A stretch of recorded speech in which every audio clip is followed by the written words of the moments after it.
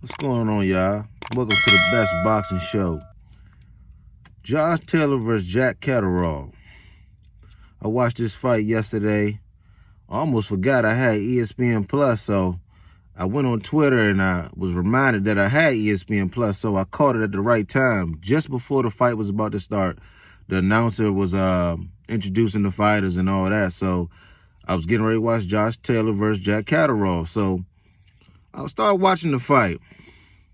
Josh Taylor definitely didn't impress me at all. I'm watching it, trying to see what the hype is, because I heard some things about him, that he was one of the pound-for-pound best boxers on the planet. He didn't show me that yesterday at all. First half of the fight, which, first 6 rounds, he probably lost about 5 rounds. Probably 4 or 5 rounds within the first 6 rounds.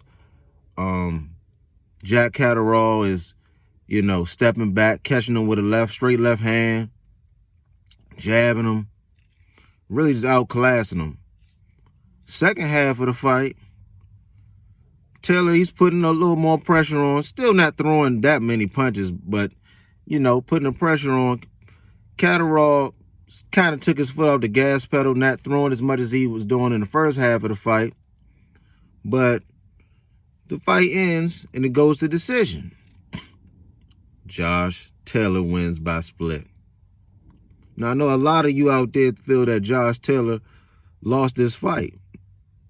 He's the champion, fighting in his home country of Scotland. But Catterall, he took his foot off the gas pedal in those last 6 rounds. He really did. Well, really probably 9 through 12, maybe.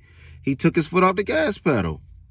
He probably still won anyway, but he didn't really, fight like how a champion is supposed to fight. Even though he was the challenger, he didn't fight like a person that was, trying to take that belt away from the champion.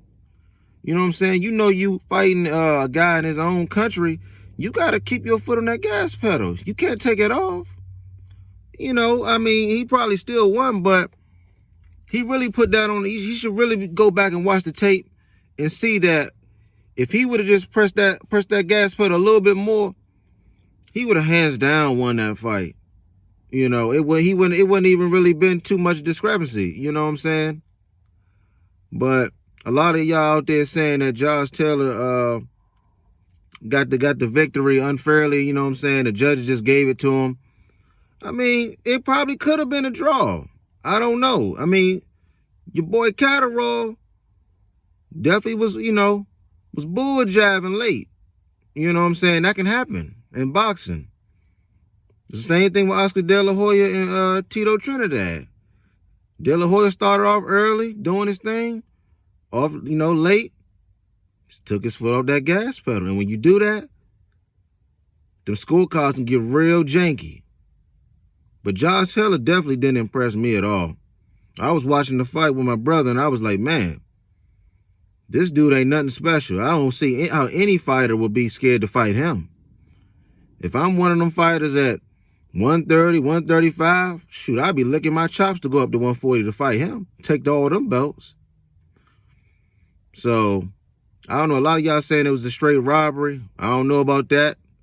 But let me know what y'all think on this best boxing show.